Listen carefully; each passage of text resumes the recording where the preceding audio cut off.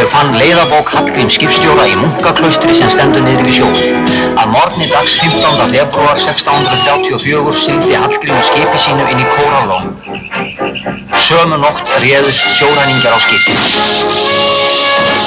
Þeir skutu skipið í skón og það sökk í lónið. 10 dögum síðar fannst skipstjórinn. Hann var með óráði en hélt dauðahaldi leiðabókina. Hann hafði uppgötvað litlar neðansjávarverur sem kölluðu sig snorka. Snorkaþjóðin stjörn, snögg og komin í höfn.